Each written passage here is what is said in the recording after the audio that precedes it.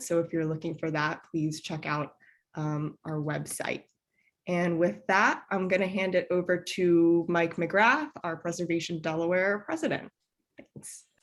Hey, thanks, Alex. Good morning to everyone, and welcome to day one of Preservation Delaware's annual conference, Preservation and Progress. I am Michael McGrath, president of Preservation Delaware, and we are Delaware's statewide nonprofit supporting historical and archaeological resources.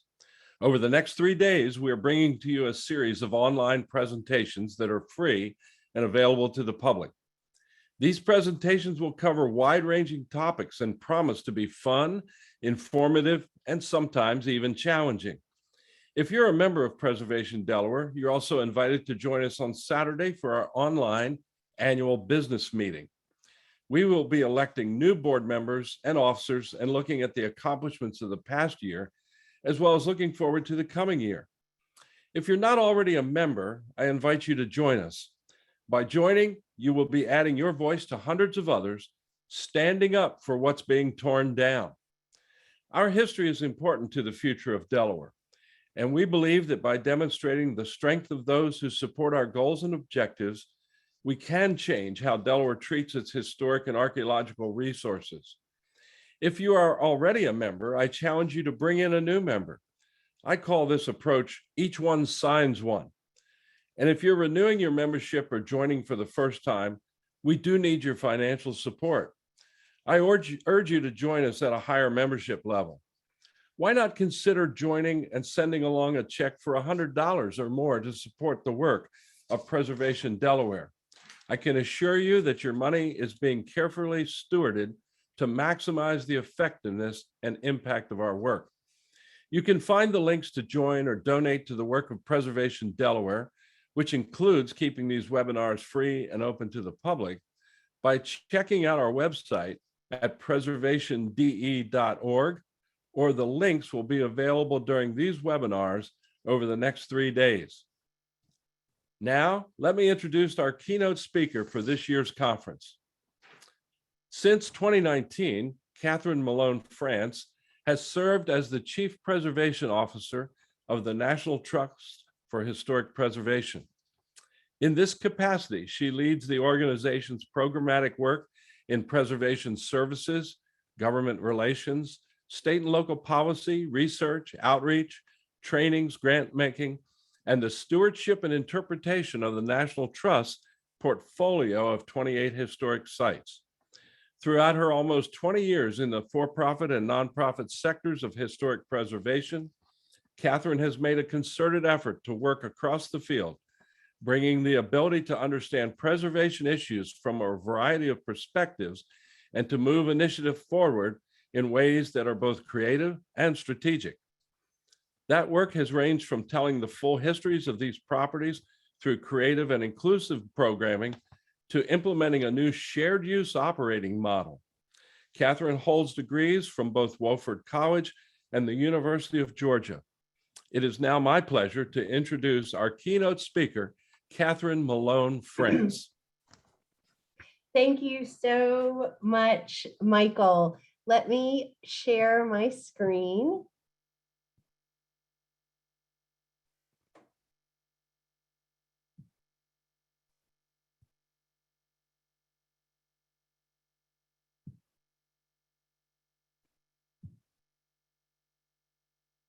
All right, I hope everyone can see that this morning. Well, thank you again, Michael. Thank you also to Jay and to Alex, to everyone at Preservation Delaware. And good morning, again, good morning, Delaware. I am really just delighted and honored to be here as you all kick off your Preservation Delaware conference. Delaware is such a beautiful state, and it is packed with rich and diverse and meaningful historic places, powerful historic places that tell us important truths about ourselves and about our country. It is also a state with a long and evolving history of preservation leadership. And it's in that context that I especially appreciate your conference theme of preservation and progress. In fact, preservation and progress is really another way of getting at what I'm highlighting with the title of my presentation today. Historic preservation is not about the past. Historic preservation is about the future we're building together. This is why I come to work every day, because I believe that preserving historic places is a powerful, tangible way that we build a more just and equitable world. It's work that we do together. It brings us together and it binds us together. It strengthens our communities and it strengthens our country. So what I'd like to do today is talk a little bit about some of the things we're doing at the National Trust and in partnership with so many people around the country to build that better world through historic preservation. And then I have a few requests to make of you, Delaware preservationists, and then some time for questions and answers. So the first thing I wanted to talk about is really to give you a preview of something we've been working on for about a year at the National Trust, again, with people working in preservation all across the country. We're getting ready to share more about this at our upcoming national conference, Pass Forward, but I wanted to share a little bit about this today because it is, again, about how we bring about the change in preservation that will help us build an even better, more just and equitable world.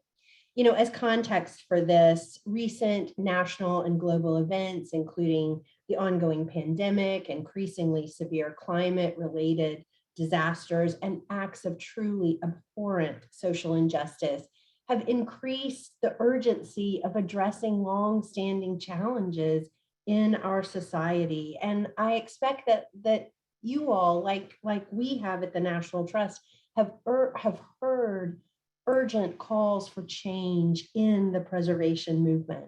So about a year ago, we kicked off this effort to collaborate across the field, to co-develop and to co-lead an agenda for bringing about change in preservation, leading the change together. So for the past year, we have been listening. We've been listening in town halls and one-on-one conversations, in focus groups with more than 500 people around the country, almost all of this virtually. And one of the first things we were listening for were, what are the principles that guide and motivate preservationists today? And here are the principles that we heard the most. I hope you all can see the principles that guide your work in this. Now, for sure, we all know that preservation as a field is not a monolith. In fact, I think that's one of the great things about it. It means so many different things to different people. But these were, again, the guiding principles we heard again and again. Some people are motivated by all of these, some by a smaller set of them. We look forward to digging into this more and hearing more about the principles that motivate people's preservation. But then from all that outreach, what we sought to do was synthesize shared goals for change. These are sort of the components of an ideal future state, if you will, one that would answer the calls for change. So I'm giving you an advanced preview here of 3 of the goals. There are 4 more. These, of course, related to how historic preservation helps us tell a truer history, the modernized, expanded tools we need, and the role that historic preservation plays in climate resilience.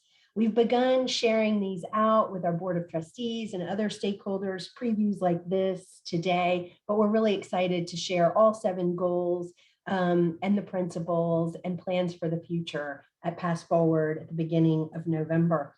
For each of these goals, we are also building out context statements drawn from our listening sessions, case studies of existing efforts already underway to advance these goals, the commitments the National Trust is making to advance these goals, And maybe most importantly, crowdsourced ideas from around the field of how we make these goals real. And then we look forward to, again, co-leading this, all of us around the preservation movement, finding the ways that we can lead the change and holding each other accountable to making that change happen.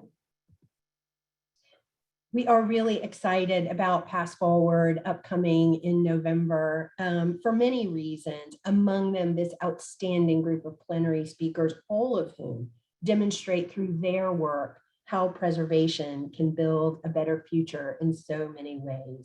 We are particularly honored by the presence of Secretary of the Interior Holland, who will be delivering our opening plenary. You know, another important example of our work and our work with so many people around the country to build a more just and equitable future through preservation is our African American Cultural Heritage Action Fund. The fund turns 4 this November, and we are so proud of this incredible preservation campaign to preserve and to protect these places that are central to American history, places of African American activism, achievement, and resilience.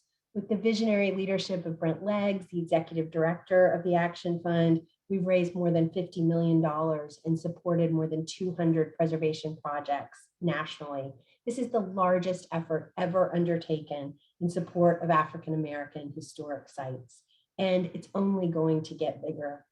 This year, we gave out $3 million in grants, and we expect that to grow. We received a transformative gift from Mackenzie Scott and Dan Jewett. That means we can invest in this program and in communities now, but we can also sustain this important work at the National Trust forever. In collaboration with the African American Cultural Heritage Action Fund, our Historic Sites Department and our National Trust historic sites around the country have been focused on looking particularly at the histories and the current operations of the sites in our portfolio associated with the institution of slavery. The National Trust sites of enslavement are a surprisingly diverse group. They include a house of worship in New England, urban homes, country estates, and plantations in the Mid-Atlantic, the Deep South, and even an adobe home in California. These buildings and their interconnected artifacts and documents, cemeteries, slave dwellings, landscapes, they contain powerful stories that need to be told of enslavement, of resistance to slavery, and they are also important places today of truth and of reconciliation. We're reimagining these sites through new scholarship, through partnerships with artists, through engagement with descendant communities, and we're sharing this important work as it happens. We have a new blog series out that you can see at savingplaces.org on our consideration of celebratory events at sites of enslavement. We're also focusing on building a better world through preservation in our campaign for Where Women Made History. This campaign is identifying women's history sites around the country, highlighting women's history at places where it's been overlooked, and developing the next generation of women leaders in preservation. Preservation, of course, a movement largely built by women. We've crowdsourced women's history sites from around the country. Here are some from Delaware. Through our HOPE crew, hands-on preservation experience crew, we are creating and supporting crews of female-led preservation crews who are working on women's history sites around the country. And just yesterday, we renamed one of our own historic sites, the modernist icon, the Farnsworth House, renamed it the Edith Farnsworth House, to recenter this property not on the architect who built it, Mies van der Rohe, but on the woman, Edith Farnsworth, an extraordinary woman who commissioned it, and in doing so, changed architecture around the globe forever. Our national advocacy work is also focused on how do we build a more just and equitable world through preservation. And through programs like the 11 Most Endangered Historic Places list, we are focused on supporting local groups as they work to save the places that are most meaningful and most threatened in their communities. This is the 2021 11 Most Endangered list, and every single site on this list was associated with the stories of Black, Indigenous, Latinx, or Asian American people. We did not set out with this goal, but that, I think, is what makes it all the more powerful that it's where we ended up. These are the most endangered places.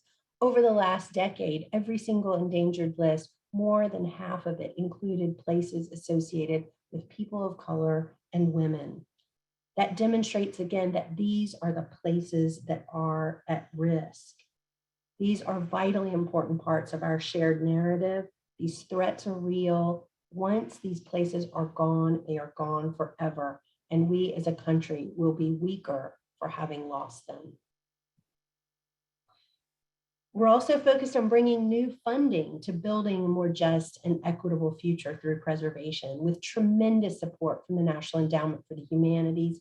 We're getting ready to launch this new grant program, Telling the Full History. We'll be making 60 to 80 grants of $20,000 to $50,000 in these 4 areas, open to a wide range of organizations, educational institutions, state and local governments. And I hope that you all see already some projects that could be supported by this funding. And lastly, our federal advocacy work. The federal historic tax credit and tax credits at the state level are incredibly important and powerful tools for building literally a better future through preservation. The historic tax credit, since its creation at the federal level, has created $173 billion in investment, almost 50,000 certified rehab projects, and more than 178 units of affordable housing. But it has not been improved since the 1980s. So we need everyone's help right now to help preserve the historic tax credit provisions that are in the House Reconciliation Infrastructure Bill. These provisions would benefit every kind of historic tax credit project, from small projects on main streets to large-scale rehabilitation efforts. Now, I don't need to tell you in Delaware how important it is to innovate the historic tax credit. Your state credit is already innovative. It has a 10% bonus credit that makes it 20% when it creates affordable housing. We're holding that up as a national model. And thank you for that innovative approach to the tax credit at the state level. So with that, I want to roll into a couple of requests for you quickly. First of all, Delaware, we especially need your help as we are working to enhance the federal historic tax credit. Your senators are incredibly important. Senator Carper is on the Senate Finance Committee. He's also a deputy whip. And we need, especially for Senator Carper, to share with Senate Finance Chairman Ron Wyden his support for the tax credit improvements. And then Senator Coons, he's an appropriator, co-chair of the Senate Climate Solutions Caucus. We need his support, but it's also important for him and for Senator Carper to know that building reuse is climate action. You see the numbers here. Please reach out to me directly. And we really do need your help, Delaware. You are special in this fight. Please let us give you some money, Delaware. You've heard about our Telling the Full History Preservation Fund grants, the African American Cultural Heritage Action Fund, but also our Preservation Fund. We have 2 funds within the Preservation Fund that offer small grants for education and planning activities, and 2 of them are especially for Delaware, one for the entire state, one for Sussex County. We don't always get a lot of applications from Delaware, although we have some under consideration now. Please, there's money here, and we would love to give it to great projects in Delaware. Reach out to our grants team. They'd love to help. Please nominate a site for the 11 Most. The portal's just open. It's easier than ever to nominate a site with just a short letter of intent, a short letter of interest. And we have actually, in the 30 years of running the 11 Most, never had an 11 Most listing for Delaware. We've worked on some in the past, but we'd love to see one. Please join us for Pass Forward at the beginning of November. It is going to be great. You've heard about our plenary sessions. Our National Preservation Awards are always a highlight, hosted this year by preservation celebrity and one of our trustees, the wonderful Bob Vila. 3 sub-themes this year: promoting equity and justice through preservation, sharpening essential practices of preservation, and adapting to a changing climate. Come to Fast Forward and let's lead this change together. And last of all, please stay in touch. One of the best parts of my job is hearing from people around the country what's important to them, what preservation work they're doing, and what they need and how we can help. And last of all, thank you so much. Thanks for inviting me to be here. And thank you for all your work to build a better future through preservation in Delaware and all across the country. Thank you. I'm going to stop my sharing. And I think Alex is going to help me out with some Q&A. Yes, thank you so much, Catherine. That was awesome. I know the National Trust is sort of who we look to. You guys always have so many great things going on.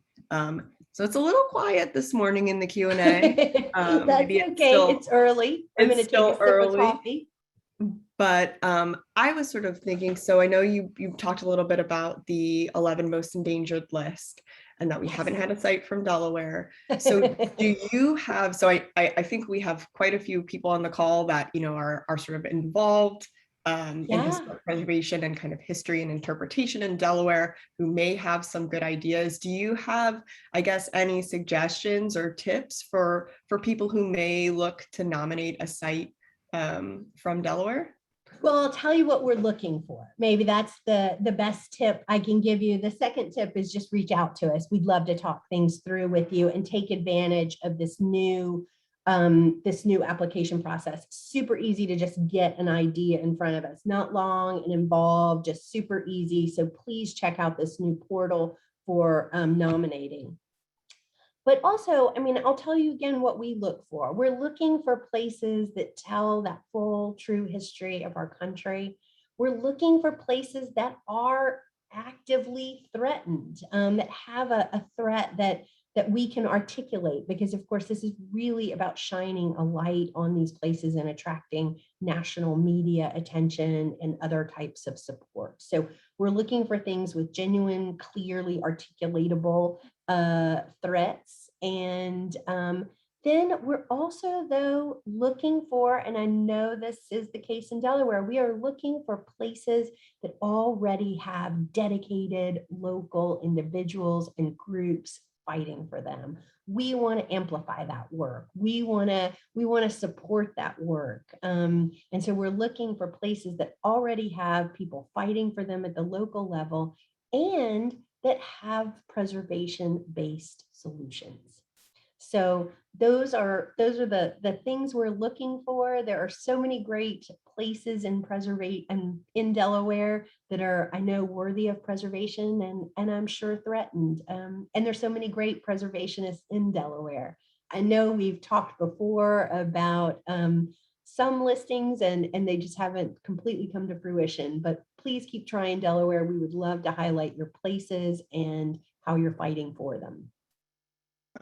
Thanks. That is helpful. I hope we get some good nominations this year. I hope so too. Yeah, and if there is anybody who's in attendance today who has an idea, you know, please reach out to us too. I think we'd be more than willing to sort of help and thank you, Alex. Yeah, thank you. And please reach out to us. It's easy to ask us a question. Just go to the portal. Perfect. So we have a question in the Q&A. Okay. So could you tell us a little more about the 2 grants that are earmarked for Delaware and what types of properties would be eligible? Yeah, thank you so much. And our grants team, they were really excited I was speaking to this conference because they really wanted me to advertise this. So again, as I said, one is for the entire state of Delaware, one is just for Sussex County. These are grants usually between $2,500 and $10,000. They fund educational programs trainings, but they can also fund, so public programs or training programs, they can also fund planning for preservation projects, like a survey or initial engineering or, initial architectural plans, things like that. Often we don't require a match, or the match can be made up by staff time and things like that. But often people do use them. They're small, they're seed grants to be sure, but people often use them to raise other money or just to raise the profile of a project. So we'd love to see some grants from there, from Delaware there. Also in the new Telling the Full History program. We hope that, again, these grants at $25,000 and $50,000, we've got a lot of money to give out around the country, and really hope that we'll have some great applications from Delaware. I know David Young from the Delaware Historical Society. I saw him on earlier, one of my favorite preservationists. Delaware has so many great institutions, Preservation Delaware, Delaware Historical Society, so many others who would be great applicants for that program as well. That's awesome. Thank you so much for that. I did in the chat, I did put a link in there to the Telling the Full History Thank you, Alex. web page for anybody that might be interested. And I think from there, of course, you can kind of navigate the rest of the website. There's tons of great information that you can find on there. And then let me see. So we are right up about time. Right on time. Yeah. So unless anybody has any other questions, or Catherine, you have any other sort of final words for us? Just thank you so much for the invitation. The rest of this conference looks amazing. And so I hope you have a wonderful conference, and I hope we'll see you in the grant applications, see you in the 11 Most, and see you at Pass Forward. And please, if you can help with this federal advocacy, please don't hesitate to reach out to me directly, but also please reach out to your senators. They're incredibly important. Awesome. Thank you so much, Catherine. We really appreciate your time. Thanks, Alex. Fantastic. Thanks, Jay. Thanks, Mike. Thanks, everybody. It was a pleasure and an honor to be here. Thank you so much. So, all right, everybody else, as we mentioned, our next session, session 1, starts at right now, 10 a.m. So we'll see. I think we've still got a good number of people logged in. Maybe we'll wait another minute or two and see if anybody else logs on. But I will hand things over to our chair for this session, Michael Emmons. Great, thank you, Alex. So yeah, I'll go ahead and get started with some housekeeping while we give a couple more minutes for people to log in if they're tuning in just for this session. So first, I'm Michael Emmons, and I'm an architectural historian, and I'm the assistant director of the University of Delaware Center for Historic Architecture and Design, also known as CHAD, and I'm also a board member of Preservation Delaware. So as most of you probably know or heard earlier, this is the first session of several over the next 3 days, and I'd like to encourage everyone to tune into those other great sessions as well. This afternoon at 1:30, there's a session on Black historical sites in Delaware, including talks on the Underground Railroad Network to Freedom program, as well as a fascinating history of a Baptist church in South Wilmington that began its life as a Ukrainian Catholic church. Tomorrow at 9:30 a.m., there's a session that looks at current efforts in preservation in Delaware, including work to rehabilitate the Newark Union Church and Cemetery north of Wilmington, and a campaign to save the fascinating John Brown Mansion in Browntown. At 11 a.m. tomorrow, a session called Beyond Section 106 highlights policy-related strategies for historic preservation, including talks on farmland preservation, Camden's Historic District, and new preservation policies in Newcastle County. The afternoon session tomorrow, beginning at 1:30, explores historic preservation and disaster planning, including sea level rise accommodations, resiliency in historic downtowns, and planning for the future in Old Newcastle in light of climate change. Lastly, on Saturday morning at 9:30 a.m., a final session presents findings of an important oral history project to collect people's memories about Black and Native DuPont schools in Delaware. So I hope to see many of your faces in some of those other sessions, which I'm very much looking forward to myself.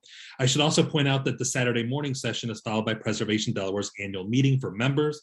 And if you're not a member, I'd like to encourage you to join today. There should be a link in the comments soon here in Zoom where you can do just that.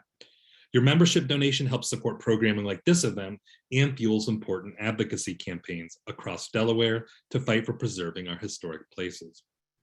On another note, I also want to recognize Alex Tarantino again this morning, who is working mostly behind the scenes to make our session run more smoothly.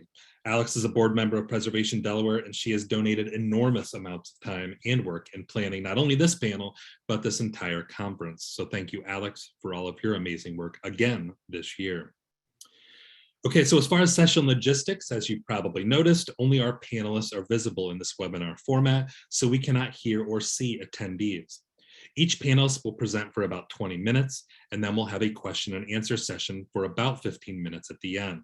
If you have a question for any of our presenters, and I encourage lots of questions, so please submit them, submit that question at any time, as Alex has pointed out, using that Q&A button at the bottom of the Zoom interface.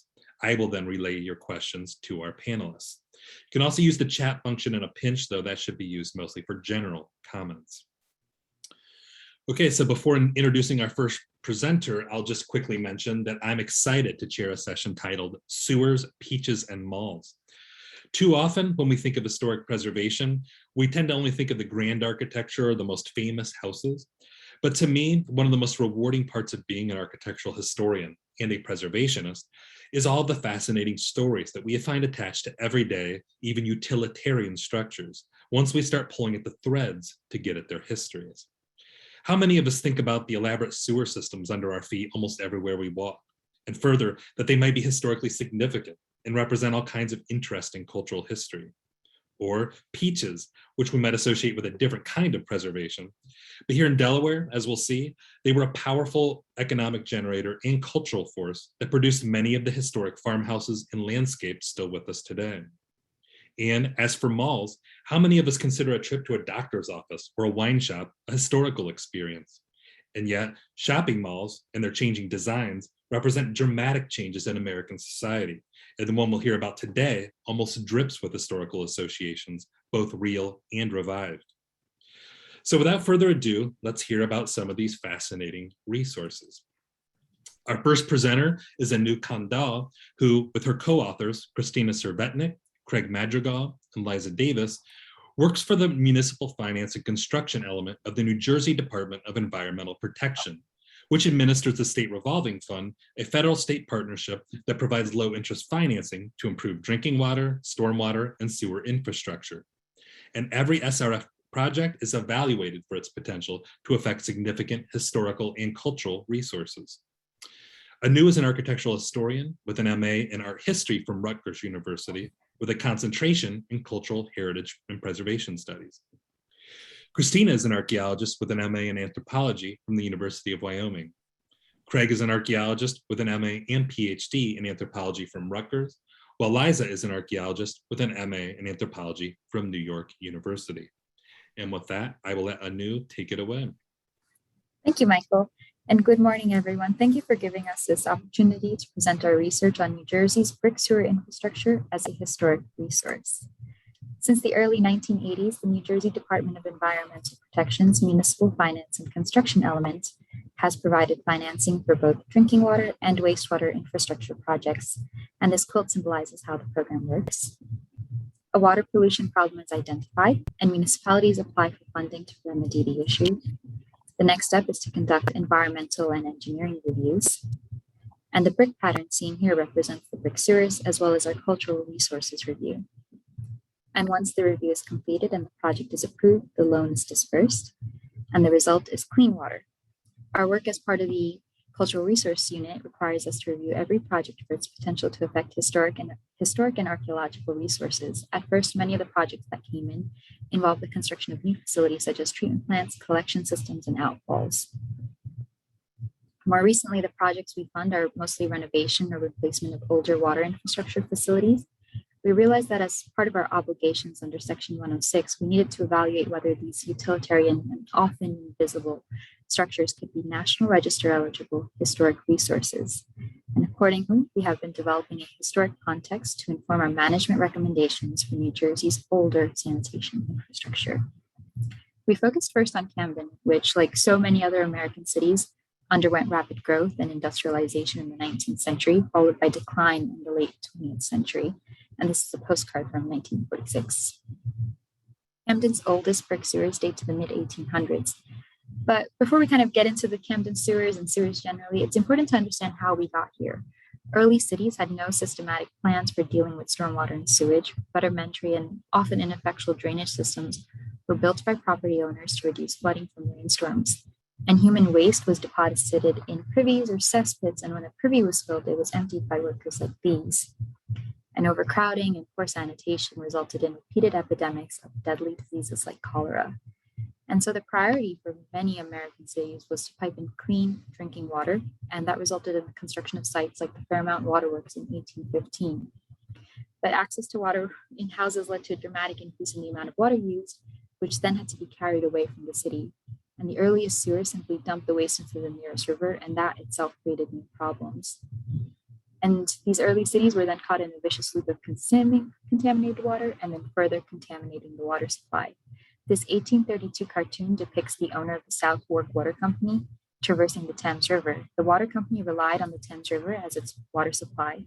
And even though the river received waste from across the city, and you can see that in the drains lining the river.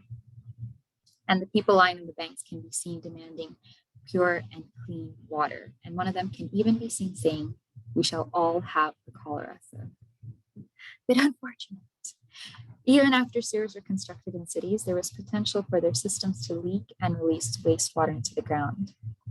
And here, the leaked wastewater is percolating into the well, and so sewage becomes beverage. And you can see that leaking from the pipe into the well itself.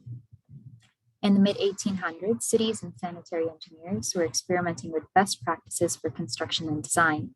Sewers made of brick quickly became the standard solution for removing wastewater and stormwater from cities, although other materials such as wood and ceramic were sometimes used. In 1842, an English engineer designed an egg-shaped brick sewer, and over time, small adjustments were made to the shape to make it stronger and better at self-cleaning in low flow situations. And the egg-shaped pipes allowed for higher flow velocities in dry conditions than circular pipes while maintaining a large capacity for wet weather events. And you can see the circular sewer there on the left and the egg-shaped on the right. And just as sanitary engineers were trying to standardize optimal shapes and sizes, the state of New Jersey was trying to respond to cholera through legislation. The United States was plagued by epidemics of cholera in 1832, 1849, and 1854. In 1865, cholera had again become rampant in Europe, and so in anticipation of its reoccurrence in New Jersey, the state legislature passed an act relative to the appointment of a sanitary commission in 1866. Camden, too, prepared for the arrival of cholera, with the Camden City Medical Society appointing a committee to address major sanitary concerns, including unpaved streets filled with trash, overflowing cesspits, pigs kept in people's yards, and little drainage of standing water. The committee both abated these nuisances and proposed the construction of additional sewers as a mitigatory measure, resulting in only 39 cases of cholera in the city that year. So their efforts had worked out. However, Camden was not the first city to respond to sanitary nuisances with sewer construction. Prior to the passing of the 1866 Act, Jersey City by 1853 became the first city in the United States to plan a comprehensive system that provided clean drinking water and removed stormwater and sewage. And so in this 1880 map, the yellow lines depict the graded streets, and most but not all of the graded streets had sewers. And you can also see that other areas of the city are laid out in a grid, though those streets are not graded and nor do they have sewers. Another early adopter of sewers was Newark, which, like Jersey City, was laid out. And again, not all streets were sewered. Including Camden, 7 other municipalities had begun sewer construction by 1866, and the act prompted another 4 industrial municipalities to construct sewers. So in 1877, an act to establish a state board of health was passed, and continuing from 1866 was an emphasis on epidemics in particular. And you can see that an additional 2 municipalities began sewer construction following this act, but not all of New Jersey just yet. In 1881, the annual report of the Board of Health referenced a study by Edwin Chadwick, an English social reformer and urban sanitation reformer, which his study demonstrated that government-introduced sanitary improvements led to reduced mortality. And so, on March 8, 1882, An act to authorize cities to construct sewers and drains was passed. And this really led to a boom of sewer construction across New Jersey's municipalities. And it really doesn't look like much in this map here, but from 1850 onwards, it was a near steady growth of sewer access. And by 1900, 70% of New Jersey residents lived in municipalities with sewers. And you can see that distribution here is isolated to 82 of New Jersey's current 565 municipalities. However, it was not just the state of New Jersey improving public health through sewer construction.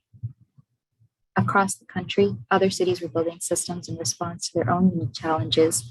And in the last 50 years, some of these buildings and sites have been listed on or have been determined eligible for listing on the National Register of Historic Places. And all of the structures we surveyed were eligible under criteria A, C, or D, or some combination of them. And this is one of my personal favorite structures that we came across. It's nominated under both criteria A and C, and similar to Camden, the system was built over a century with a multitude of construction methods.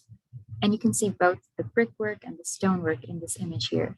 The system mitigated the threat of flooding from a local stream and encouraged the community to flourish. And in the nomination, they valued the cohesiveness as well as the effectiveness of the system. Constructed parts of the 1853 plan for Jersey City are part of the National Register eligible Early Jersey City Brick Sewer Historic District under criteria C and D. Criterion D is applicable in the area of engineering, which allows you to really get into specifics like the brick type, sewer dimensions, and construction techniques. Cultural Resources Survey have frequently recommended archaeological monitoring and documentation of historic sewers, which indicates that additional information can be gleaned from sewers, and images like these are usually captured by CCTV. Another aspect of nomination to consider is integrity. Feeling and association are really an important aspect of integrity for sewers, since sewers are not meant to be seen, and they are therefore part of the invisible city. As a testament to the workmanship of Newark's brick sewers, the first sewer was constructed in 1852. It was a circular brick sewer. It was 5 feet in diameter, 1,305 feet long, and 23 feet below ground, and it was still in use as of 2001. Location, design, setting, and materials are significant, particularly when rehabilitation is carried out, and because of their age, the sewers are frequently in need of replacement or rehabilitation. Newark's historic brick sewers, which are eligible for listing on the National Register of Historic Places, were rehabilitated in 2005 using cured-in-place pipe, and you can really see the difference here. Cured-in-place pipe ensures the structural integrity of the pipe and its continued use as part of the sewer system, and since cured-in-place pipe preserves the historic material, rehabilitation can be completed without compromising integrity. So, taking all of this into consideration, we wanted to evaluate the City of Camden's sewer system. Our first thought was to evaluate it as a citywide historic district, especially since the sewer construction very nearly corresponded to the development of the city here. So this is a city when it was established in 1828, when a significant portion was added in 1871. Another section was added in 1899, and finally in 1917, this is the last bit that was added. And sewers have contributed to the broad patterns of the history of the city and the development of public health. However, this is true of all sewer systems, including Camden. For example, sewer systems in Seattle were determined not eligible since construction of the sewer lines were part of a much larger historical trend responding to health and public safety crises. Unless something suggests otherwise, precedent demonstrates to us that the argument is not very strong for evaluating Camden sewers as a citywide historic district. We also considered if sewers could be considered contributing resources to existing historic districts by demonstrating that the sewers are a defining characteristic of that historic district.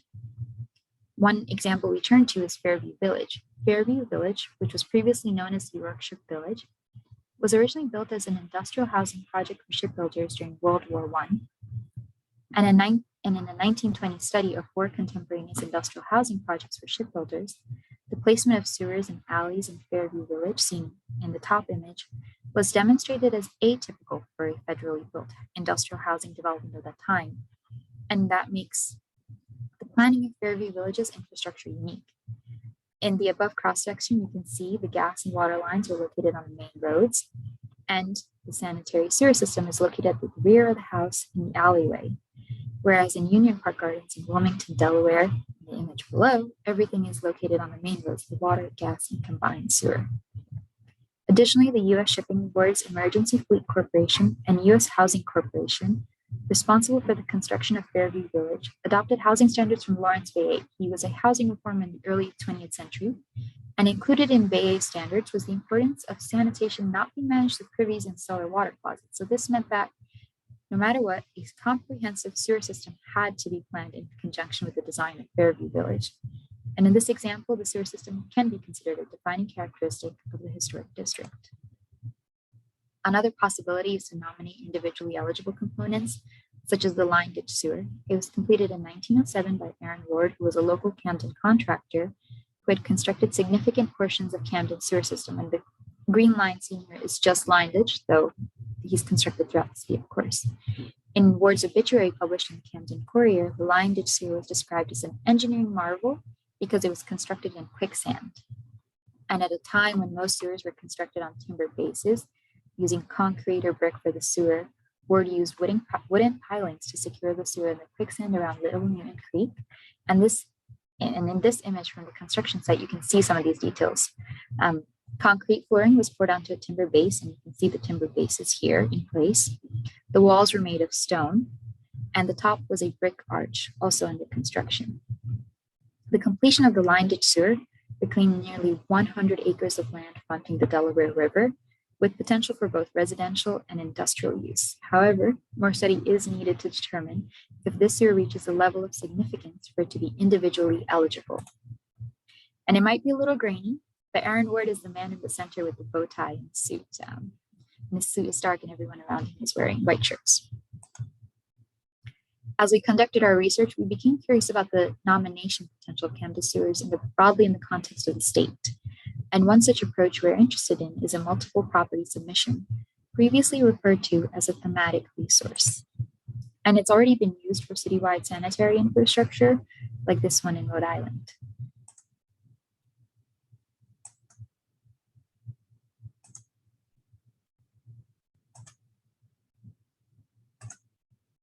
So since Camden sewers are part of a broader sanitary movement across the state, we evaluated Camden sewers as part of a statewide NPS. The geographical area is the boundaries of the state of New Jersey. The time period for consideration is tentatively 1845 to 1910, which encompasses the earliest sewer systems completed in New Jersey, most likely to have been made of brick, seen here in purple, and the latter 19th century also saw the transition away from brick as the primary construction material, giving way to early innovation in non-brick sewers, of which there's a lot spread throughout New Jersey.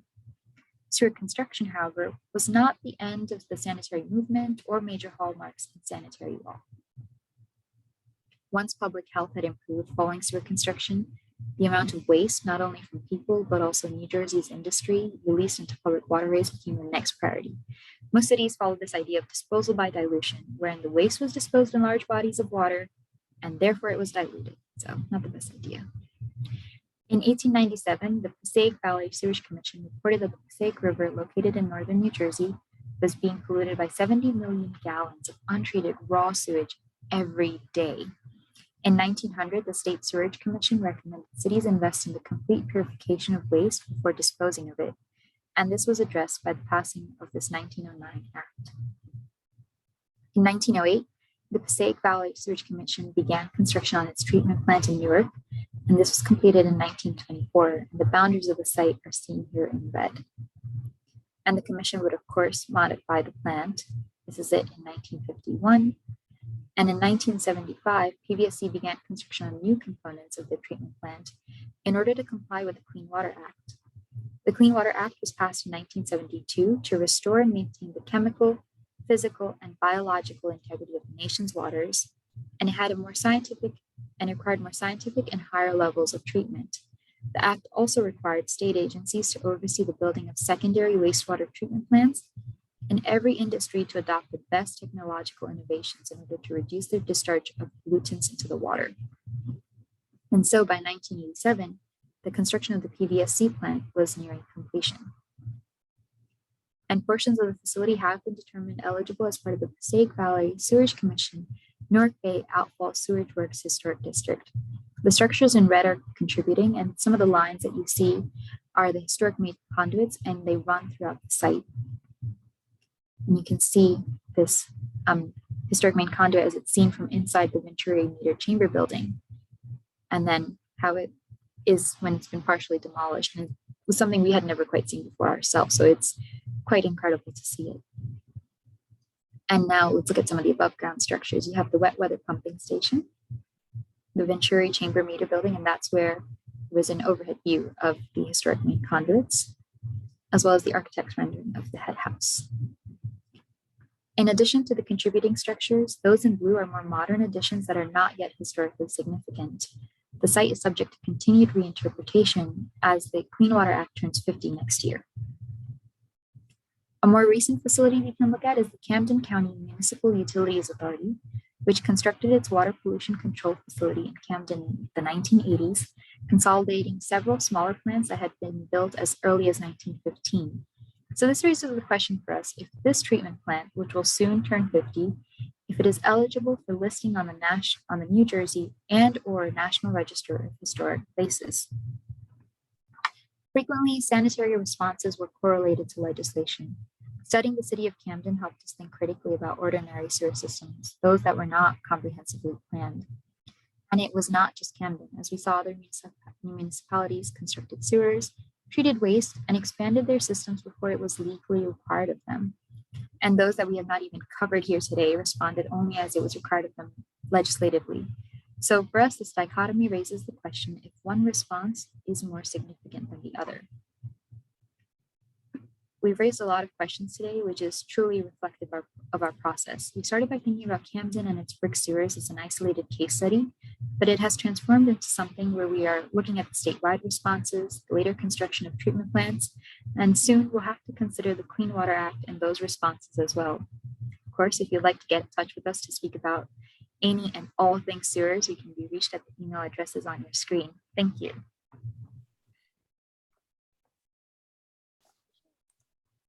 And thank you, Anu, for that fascinating presentation. I learned a great deal about sewers in that. And I want to remind our audience that if you have any questions about Anu's presentation or historic sewers, please share those in the Q&A, and we will get to those at the end of the presentations, and hope to see some good questions. I know I have some. So with that, I'll go ahead and introduce our second presenter today. Our next presenter is Tyler Osborne. Tyler is a relative newcomer to the state of Delaware, and she has loved learning about the first state and its rich past. She graduated with her bachelor's degree in history from the Ohio State University in 2017. She has served at a variety of institutions, including archives, museums, historical homes, and most recently, Delaware State Parks. She has a particular passion for outreach and education and is always excited to present on unique and interesting aspects of our history. And with that, I will let Tyler share her screen and begin her presentation. Good morning, everyone. I will go ahead and you might see the infrastructure of Zoom for a little bit. Okay.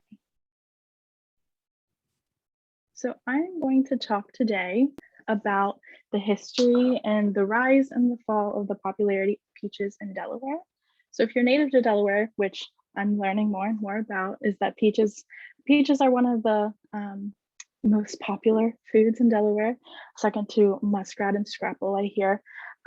So I was really interested in how peaches have kind of infiltrated their way into Delaware, and as well as I got to experience the Camden Peach Festival earlier this year. And so that was a lot of fun to see that and kind of see the history of peaches as it lives and breathes in Delaware.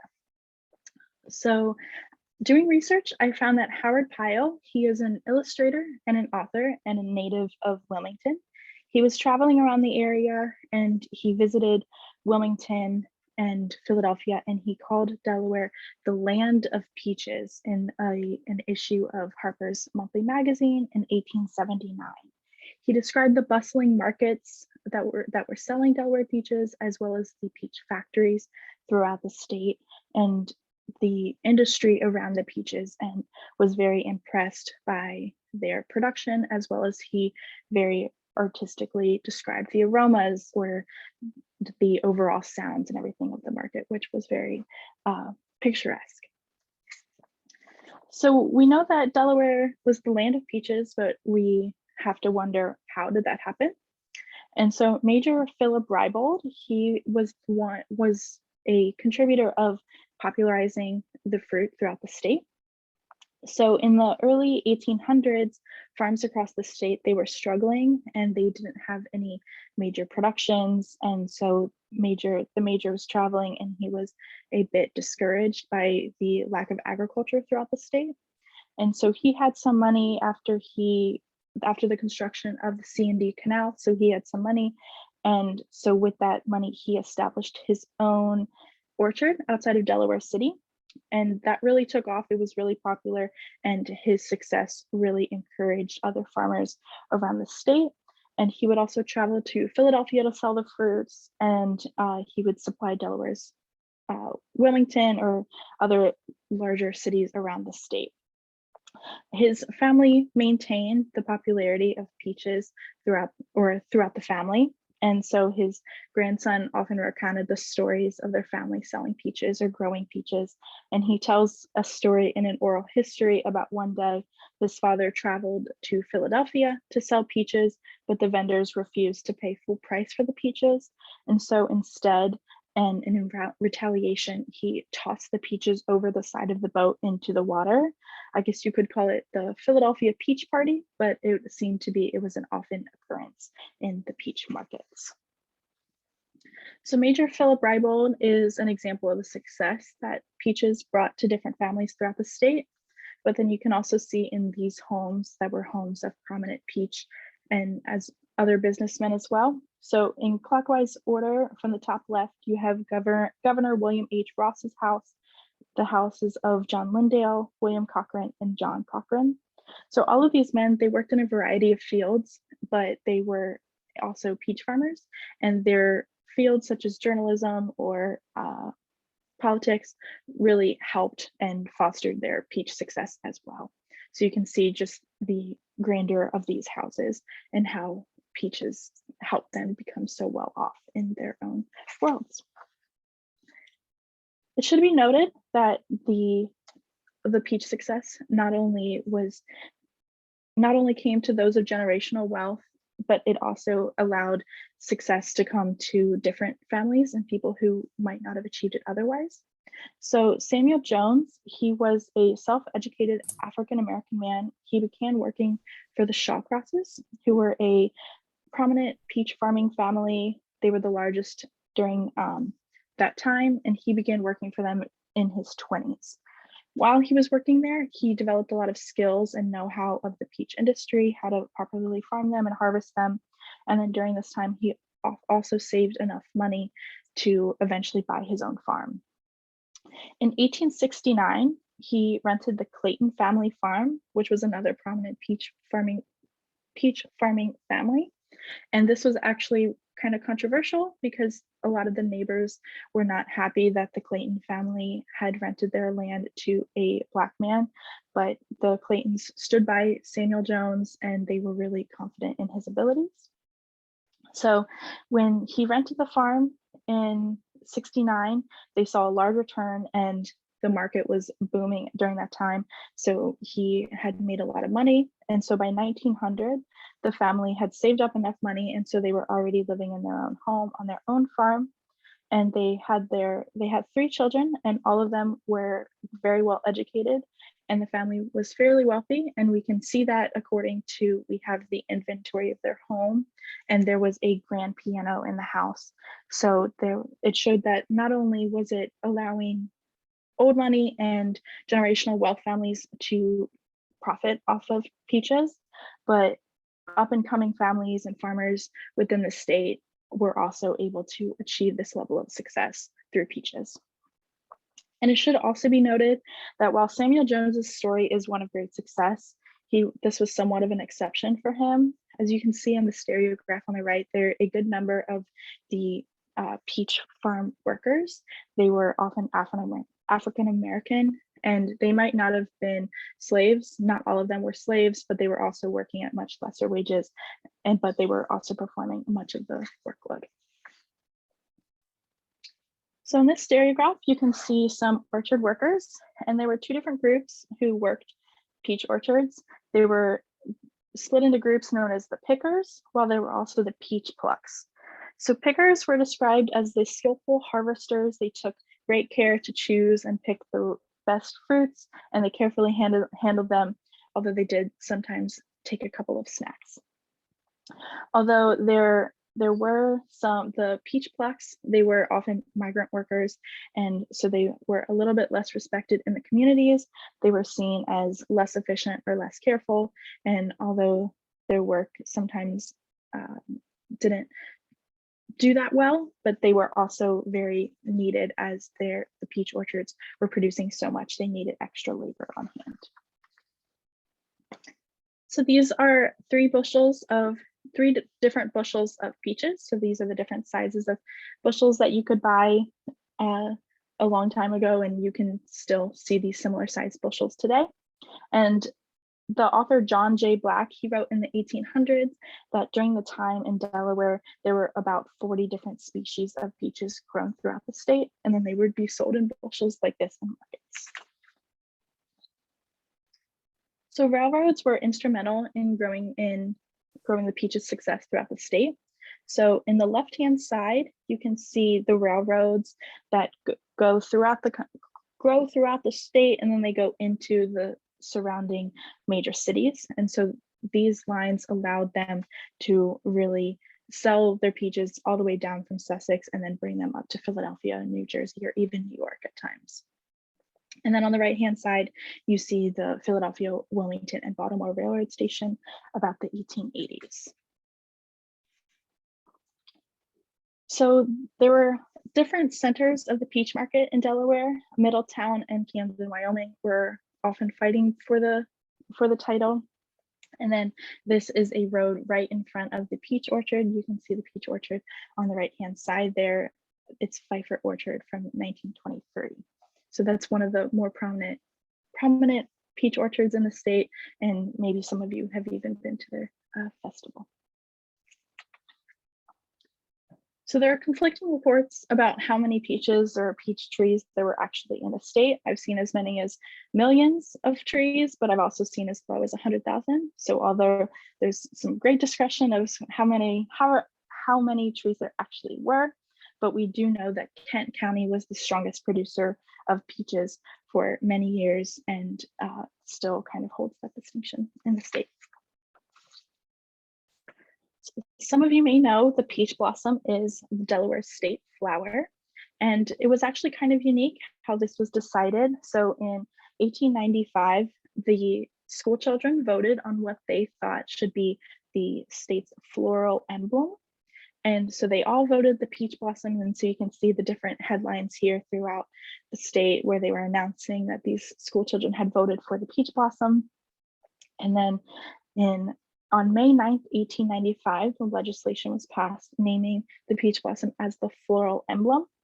However, there was some outcry that the peach blossom wasn't actually a flower from some different parties. And then eventually a botanist was consulted, and he confirmed that the peach blossom was indeed a flower. And then in 1955, the state legislature decided that floral emblem was not a grand enough title. And so they changed the title to official state flower in June of 1955. And then on the right-hand side there, you can see a postcard from Delaware featuring the seal, a flower girl, and the peach blossom. So as many of you know, President Biden has brought a lot of national attention to the state. And so you can see this is the Hall of Presidents in Delaware, or in Walt Disney World. And on the right-hand side on that table, you can see the peach blossom featured very prominently beside him. So with so many peach orchards, there were often a surplus of peaches throughout the state.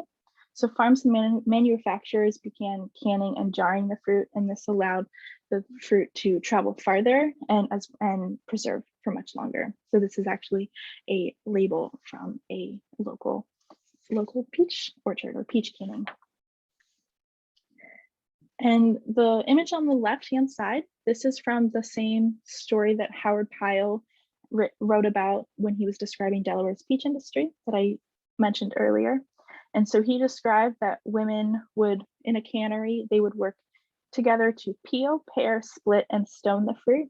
And then they would send the fruit up an elevator where it would then be steamed. And after those preparations, it would be ready to can or jar. And Howard Pyle visited this facility around the 1870s, and the facility that he visited, he reported produced 30,000 cans of peaches yearly. So peaches have made their way into all sorts of products and sweet treats, and I'm sure you've all been lucky enough to enjoy some of them. The peach pie is actually Delaware's state dessert.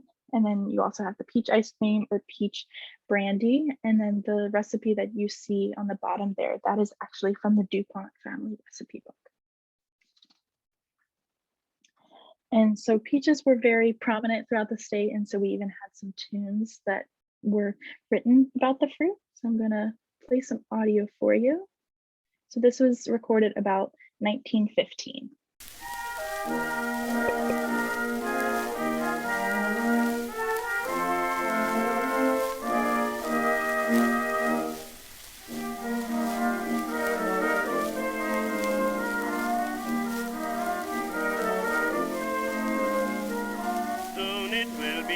Time down in Delaware. Soon I will be greeting someone waiting there. Each day she grows dearer, soon she will be mine.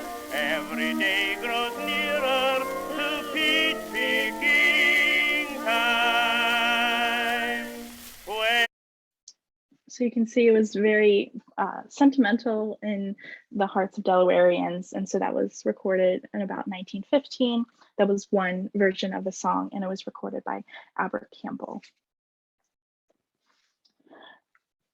Peaches not only brought great success to the state, but there were also a lot of struggles that came with it. So these are two newspaper articles that are from basically the same, they're from the same month, both from July of 1864. And they recount that the state was hit by a very large storm as well as a drought. And so both of these events affected the peach orchards almost simultaneously. And so you had years like this that were just absolutely devastating to the state's entire peach industry. So, and they kind of occurred frequently as Delaware's climate is sometimes unpredictable. So events like this made it very troublesome when you were dealing with large orchards and an economy that was focused on one product. In addition to climate issues, there were also pests and diseases. So in the 1890s, the peach yellows began devastating the crop throughout the state.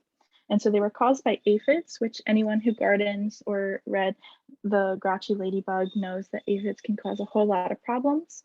And so the aphids would bring in the bacteria featured in these two images on the two circles that you see.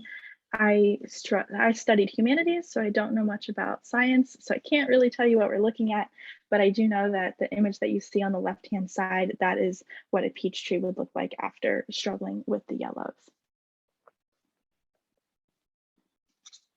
And after the peach yellows, the industry really never reached its full potential once again, although Delaware remains the second largest producer of peaches in the country, and they harvest around 2 million pounds a year.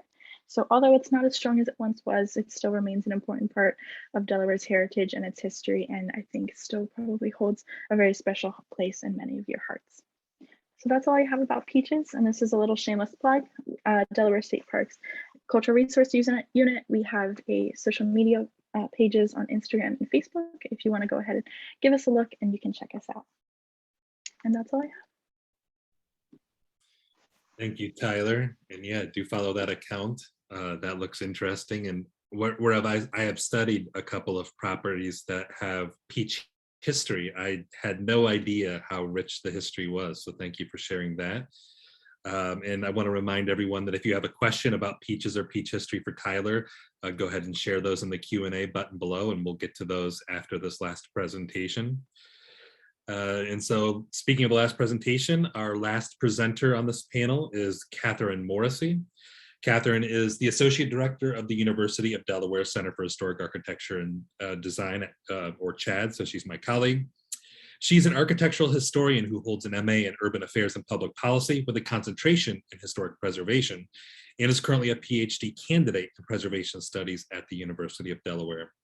Her dissertation work, entitled How Buildings Change Historic Preservation and Material Integrity of Early Historic Districts, focuses on quantifying and analyzing material change in small historic districts in the Mid-Atlantic to understand material replacement rates to historic structures. Additionally, she teaches courses in architectural documentation, vernacular architecture, and methods in historic preservation for the Historic Preservation Certificate Program at the University of Delaware. And with that, I will go ahead and turn it over to Katherine. All right, thanks, Michael, for that introduction. I also just wanted to thank our host, Preservation Delaware, and especially Alex Tarantino for putting on this multi-day symposium about historic preservation issues in our state. And as an aside, I cannot let it go. Tyler will have to talk offline about you going to OSU. So with that, I'm going to start my presentation, hopefully. All right. In a full-page ad placed in Wilmington's The News Journal on October 22nd, 1965, builder Emilio Capaldi announced the official grand opening of his newest shopping center, Independence Mall, just north of the city of Wilmington. Be it known to all, the ad reads, that the Independence Mall cordially invites all citizens to a grand opening and open house on Saturday, the 23rd day of October, and continuing through the following week, that all may see how Independence Mall blends the informal charm of our colonial heritage with modern facilities for your shopping convenience. The main attraction awaiting guests at the new mall was a grand detailed reproduction of the famous Independence Hall in Philadelphia, which served as the striking visual centerpiece for the U-shaped shopping center. The planned events for the week-long celebration of Independence Mall's opening, like the mall itself, relied heavily on ties to the colonial American past to entice attendees and shoppers. Besides being invited to tour the reproduction Independence Hall building, replete with an exact replica of the Liberty Bell, housed on the building's first floor, guests could also visit the colonial era recreations of famous buildings from Philadelphia, including Old City Hall, Philosophical Hall, Library Hall, the Letitia Penn House, and Carpenter Hall. Adding to the colonial appeal of the site was the location of the new shopping center sitting directly adjacent to Gunning Bedford Jr.'s house, Lumberty Hall, historic home to one of Delaware's signers of the U.S. Constitution in 1787. Other early American themed attractions for visitors included hostesses dressed in colonial garb, Surrey rides, and a number of other door prizes. Far from a kitschy marketing gimmick, Emilio Capaldi envisioned Independence Mall as a new Delaware landmark, a destination shopping experience that could immerse visitors in a recreated past and even educate them about Independence Hall and early American history without having to visit Philadelphia or colonial Williamsburg. As the mall was being finished in 1965, Capaldi planned ongoing guided tours at the site, replicating the tours popular at the time at several open-air museums. A journalist covering the construction of the new mall confidently observed that, quote, when completed, it will be a Delaware landmark, end quote. Capaldi himself told reporters that it was his sincerest hope that Independence Mall would make such an impression on visitors that it would soon become a part of the lore of Delaware. Independence Mall is an excellent local example of the early American movement. The early American movement that followed World War II witnessed a proliferation of architectural expressions, channeling colonial or early national styles to celebrate American traditions. Though most scholarship about the colonial revival movement has focused on the period between 1876 and 1940, the revival of American themes in architecture and the Deck arts did not cease with World War II, and instead experienced a widespread resurgence and popularization during the 1950s, 60s, and 70s. While many people associate post-World War II America with modernist and contemporary design movements, which conscientiously broke away from such earlier tradition, The aesthetic fascination with early American history and its designs and icons never truly faded. In fact, it seems to have surged to new heights during the 1960s and 70s as a more popular and more widespread movement among middle class and even working class Americans. The decades after World War II created a perfect atmosphere for embracing comfort of tradition and for celebrating the idea of American exceptionalism. The 1950s, besides ushering in an era of rapid suburbanization and its cultural upheavals, witnessed high political tensions during the Cold War and its attendant celebration of American capitalism, democracy, and history. The 1960s experienced unprecedented social turmoil and disorienting social movements, including the counterculture, women's liberation, Black and Chicano rights, the first major gay rights protest, and the assassinations of John F. Kennedy, his brother Robert Kennedy, and Martin Luther King Jr. During the following decades in the 1970s, a political and economic malaise took hold in the United States as problematic developments like defeat in Vietnam, the Watergate scandal, and economic stagflation often soured the nation's mood, along with ongoing culture wars and heightened concern about American morals and social stability. During these decades of rapid change and social turmoil, Americans frequently turned to their past for a sense of national pride and stability. The awareness of and orientation to the past was most famously expressed and enhanced by the historic preservation movement, culminating in the National Historic Preservation Act of 1966 and the American Bicentennial celebrations of the mid-1970s. In academia, historians began to shift to the new social history, focusing on the past lives of everyday Americans.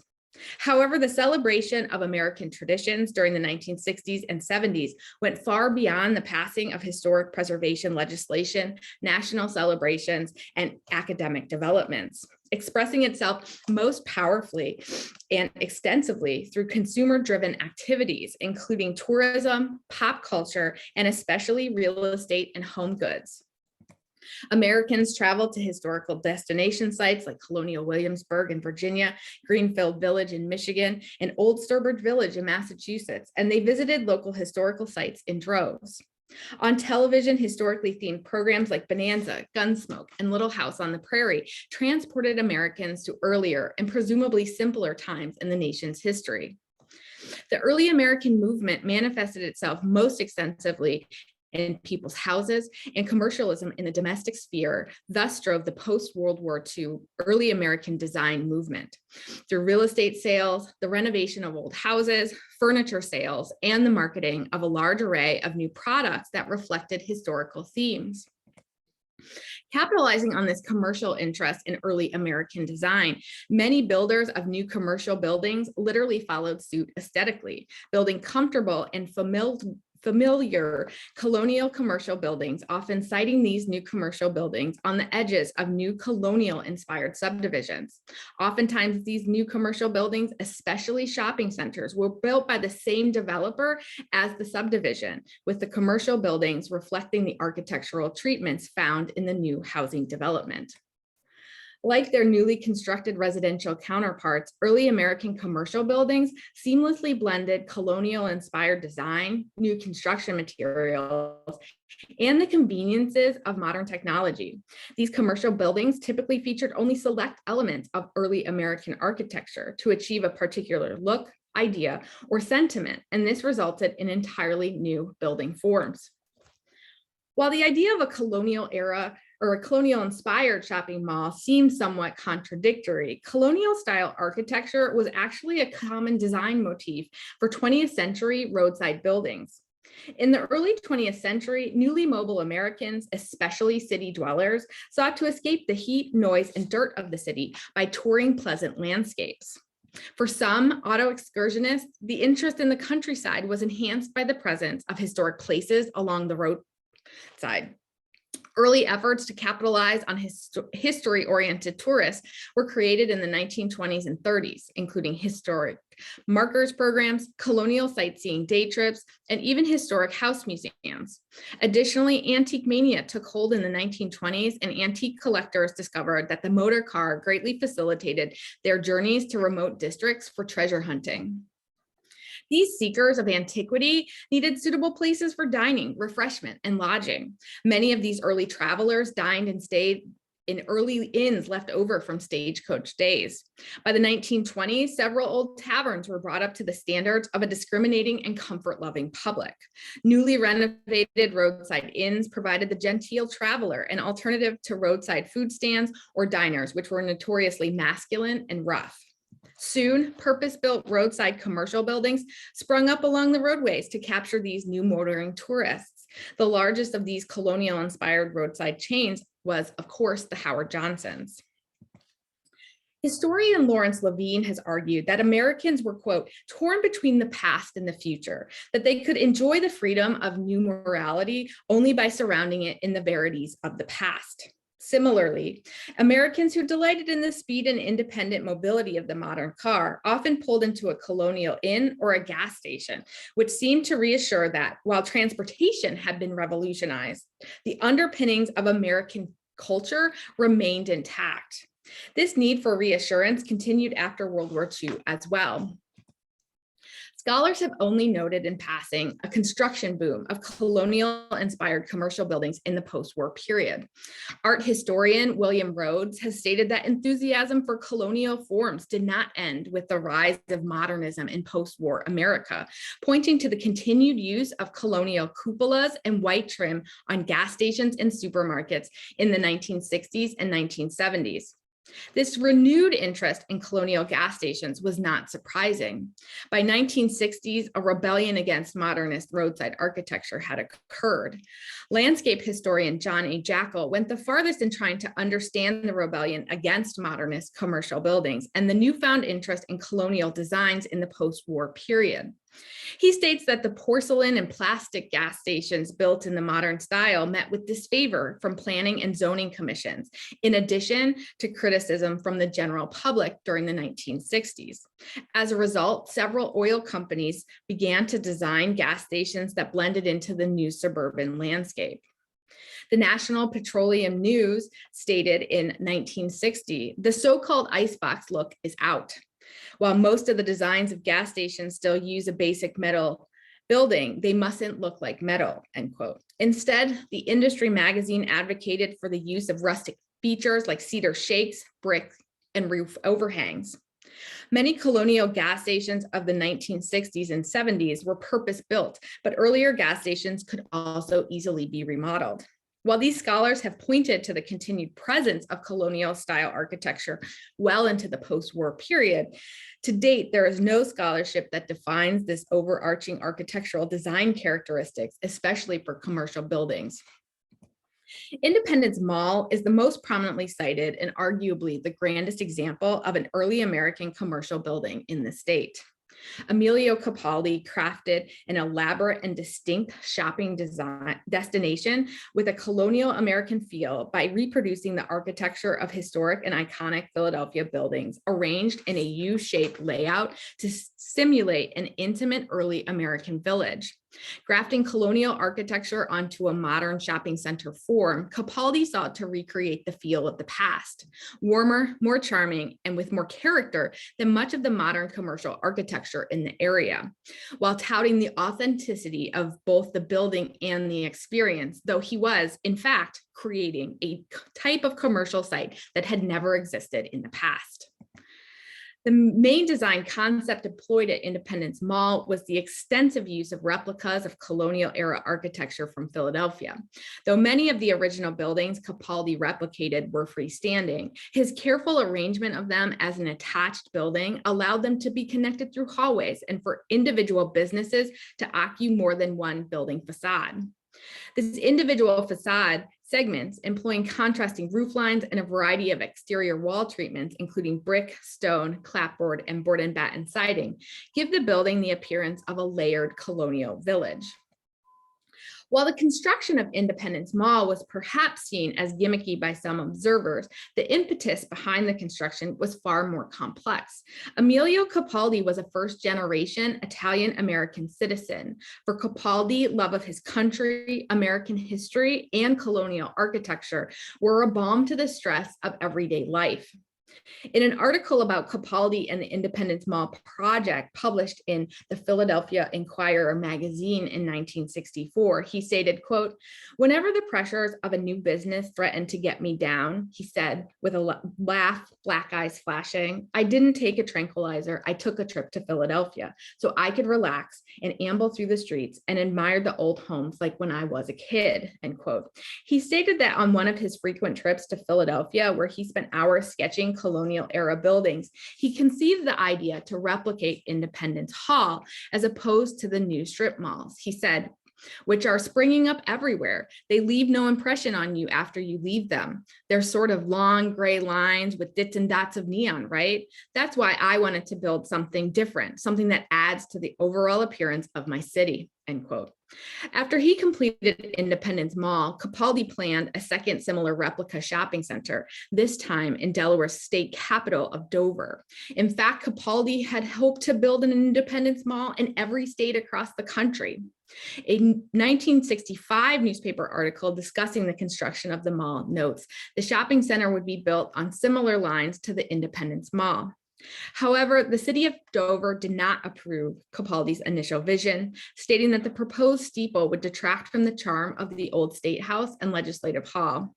Unfortunately, Capaldi passed away before the second shopping mall project was complete. While the state of Delaware purchased the building in 1966, it never truly replicated Independence Hall or Capaldi's first colonial-inspired shopping center. Overwhelmingly, observers at the time felt that Capaldi was successful in creating an authentic early American replica, and the mall was frequently praised for bringing character, style, and national pride to a commercial corridor. A Winterthur Museum employee and art historian, John D. Morris, heaped praise on Capaldi's efforts, noting at first he was, quote, "bound to look askance," end quote, at the project due to the replication of Independence Hall, but went on to state that after visiting the mall, to his surprise, he, quote, enjoyed what he saw. He stated that the mall offered, quote, "color, form, texture, the sound of music, and voices of people," end quote, not found at other shopping malls in the area. And for him, this amounted to, quote, "an aesthetic experience." Morse concluded his article by stating that he far preferred the good reproduction of a past architectural style over the modern architecture of other contemporary shopping malls. While Independence Mall is the most prominent example of an early American shopping center in the state, they were somewhat common, at least within Newcastle County. These early American shopping centers shared a variety of architectural characteristics, including the use of brick or stone veneers, white trim, cupolas, shutters, and a variety of facade treatments imitating historic villages that developed over a period of time. The earliest known example of an early American shopping center in Newcastle County is Fairfax Shopping Center, built in 1950 and also located on Concord Pike, just 1/2 mile north of Independence Mall. Conceived by Wilmington developer Alfred J. Malone, the project was developed in conjunction with and intended to be a suburban center for commerce for the Fairfax subdivision of colonial-inspired homes developed just to the east of the shopping center.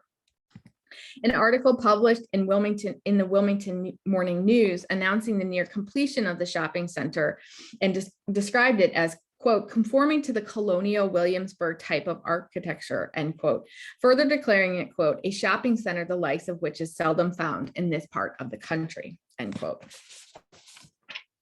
Created in the mid-1960s on the heels of Independence Mall, Possum Park, which was later renamed Liberty Plaza, is designed with a colonial village aesthetic, though is much smaller in scale. The original complex, sited just east of Newark along the Kirkwood Highway, is arranged in 2 linear sections forming an L shape, with the portion facing the road boasting the more village-like look. A decade after the creation of Independence Mall, brothers Joseph and Mario Capano developed Peddler's Village, a smaller but similarly Williamsburg-inspired colonial office and shopping center. Located within the actual colonial crossroads village of Christiana, the Capano suggested that the design of their complex would in fact, quote, "complement historical interest in the area," end quote. In the mid to late 1970s, Powder Mill Square opened in Greenville, and in name pays homage to the nearby Eleutherian mills and powder yard and historic gunpowder manufactory dating to the early 19th century.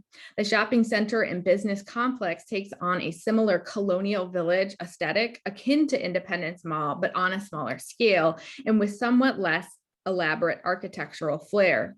Even after America's bicentennial and the popularity of early American design, colonial-inspired commercial architecture continued to appear on the landscape. One example, People's Plaza, a shopping center located in Glasgow, illustrates its continued application in commercial design.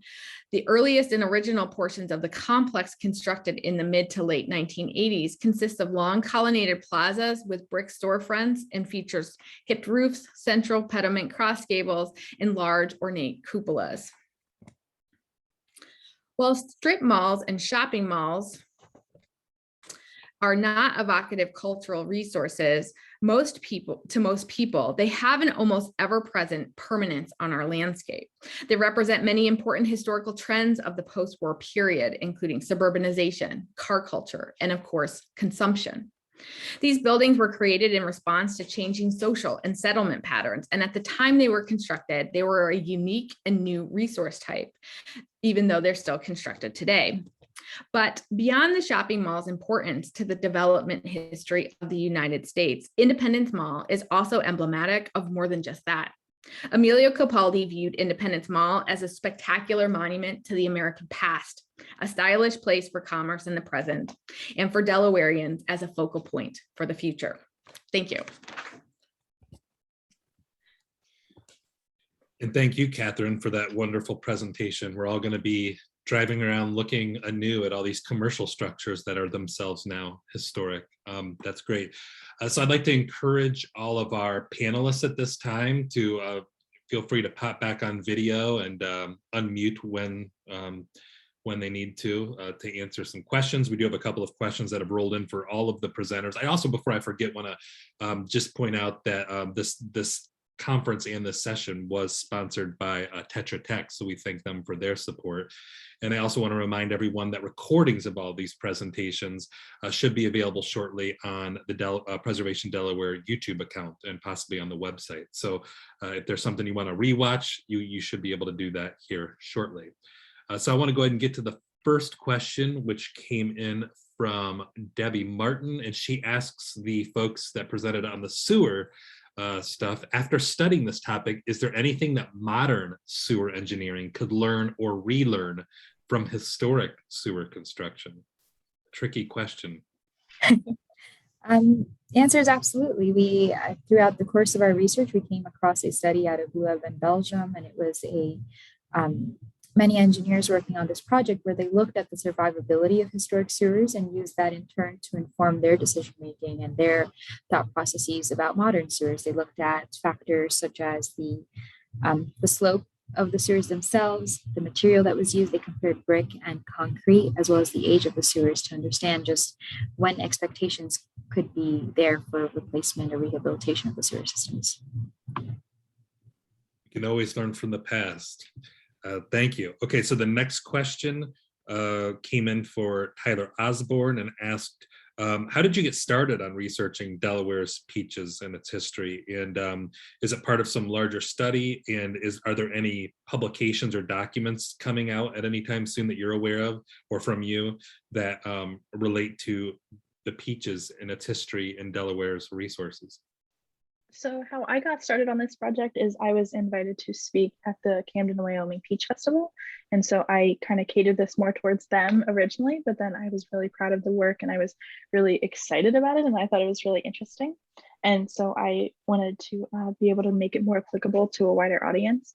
And so I'm not working on any publications and I don't know of any publications. I did find the, I think James Black, I think is his name. It was an older publication, I think maybe from the 70s or so, but that was the most comprehensive publication I found on Delaware peaches. It included rundowns of all the different species as well as the diseases and how to properly cultivate them and things like that. So that's how I got started. Great, interesting. Okay, and moving on to our next question. There's actually a couple questions similar. So a question came in for Catherine. Is Independence Mall on the National Register of Historic Places? And another question was also whether you're aware of any other shopping malls or those kind of things that are on the National Register or being preserved. Hi, all right, great question. So this research actually came out of a National Register nomination, which my colleague Michael and I are in the wrapping up stages of editing it based on some comments. That this was a project that was paid for with a certified local government grant from Newcastle County. And I know that our historic preservation planner is on the line today. Hi, Betsy. So thank you for letting us look at historic shopping malls for this grant. We found a very few that are already listed. There is an NHL shopping center out in, I believe it's Highland Park in Dallas, Texas. We found one outside of Washington, D.C. A couple years ago, we attended the Maryland Historical Trust Architectural Fieldwork Symposium. Someone was working on a nomination there for Edmondson Village in Baltimore. So I think people are increasingly interested in the topic. There isn't a lot of scholarship, let alone other National Register nominations to kind of build off of, which makes this project even kind of more exciting for us. Great. Another question for Anu and her co-authors. Someone just asked, is the presentation on sewers available in print form? So beyond this video, which will be made available shortly, I think it's a good question. Are there any publications coming out of your study or a place where people could learn more about historical sewer? Absolutely. We're actually looking to put out a publication that's available for public access on our Camden research, and we are working on other work as well simultaneously. So once that's out, we would, of course, make that available and share the link. But as for today's presentation, we would be happy to send it off to anyone who would like to have a copy to see and review. Fantastic. Okay, moving back to Tyler, David Matson asked, where did you get the info about Samuel Jones, and did he actually grow peaches himself? He did. Thank you for that question. He did grow peaches himself. He actually, where I got the information from is I'm trying to find it. I think it was someone did a digital exhibit. I can't remember what institution it is right now, but I could find that for you. Someone did a digital exhibit on different peach aspects, and she featured Samuel Jones. And so she had a lot of great resources that featured him, including that signature. And so he bought his own farm, and his family cultivated that farm after he received training from other farms, as well as renting a farm from another family. Great, thank you. Question from Dawn for Catherine. Where was Emilio Capaldi's proposal for another Independence Mall located in Dover? Any other info about that? I don't remember the location off the top of my head. I think it is included in our National Register nomination, so I could get back to you. The building has been demolished, and I think from historic aerials, what we can tell is only kind of the center part where the Independence Hall replica would have been was built. The blueprints that kind of showed that long strip mall with the two flanking wings, that part, most of it was never built. So we weren't able to find any kind of historic photos even showing it built, but the historic aerials show a very small footprint, and the building is no longer standing. Thank you. And yeah, my memory of that was right along Route 13, maybe, or very close, like adjacent to Route 13 is where that was located, though I could be wrong. Another question for the sewer presenters. Were there specialized New Jersey brick factories that produced all of those bricks that were needed for all of those sewers? And yeah, I don't remember if you covered that, but were there any specialized bricks that were used in their sewers, or was it just pretty standard brick? So broadly speaking, that's first like a great question and something we delved into in our report itself. So To speak about New Jersey's brick factories, we do know that there were some in Camden and Sayreville and spread out throughout the state. Brick production was an industry of the state. But to speak specifically about factories that produced bricks that were then used in sewers, we don't have a exact answer, but that is something that we are looking into for kind of a future research question that can be answered. Also, the bricks that were used, there were two types of bricks that were used. Paving bricks were used in the sewer systems, as well as vitrified brick. And vitrified brick was used for the real interior of the sewer because it was resistive to the corrosiveness of the water and other materials in the sewer system. And of course, both had their own different production processes, such as vitrified brick would be fired at higher temperatures. Another thing that was happening with a lot of the contractors that we read about is that they were producing the bricks on site. And Aaron Ward, who we mentioned in our report, he's kind of a all-around Renaissance man. He made a patent to produce bricks on site and then immediately use them in the sewers themselves. So that was kind of an interesting find also about the innovations that were taking place with brick production. Great, thank you. I'm really looking forward to reading your guys' work. This is fantastic. Back to Tyler, Ruth Ann asked, do you know if anyone has written about how the import of peaches and peach cultivation influenced the demise of indigenous pawpaw? Have you come across anything like that? I have not. I saw that question earlier, and so it's really interesting to me. So I would love to do some more research around it, but I don't know much about it. And learning about trees and fruit and agriculture is new to me. So I'm really excited to learn more. And if I find anything, I'm happy to share it with you. Thank you.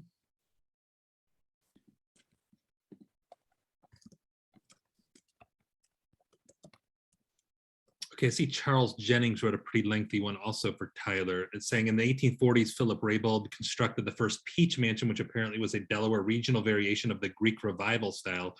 Formerly, peach mansions occurred with some frequency near the C&D Canal, but now there are a few examples. Have you ever heard the term peach mansion? And can you tell us anything about how the style differed from other Greek Revival houses, other than being built by peach growers? How did they get their name Peach Mansion? I don't know much about that. The only thing that I would think it might be connected, and I'm not, this is a guess, so I would defer to the architectural historians, but I believe it is Governor Ross's mansion is still peach colored. So I know that some of the mansions were the painting, the exterior paint was peach colored or was a pinky tone. So I think that might contribute to it, but other than that, I'm not sure what that would refer to. Yeah, and I'm not an expert in it either, but when I moved to Delaware, I remember hearing about the peach mansions, and my impression was that it wasn't necessarily related to any architectural style, but was a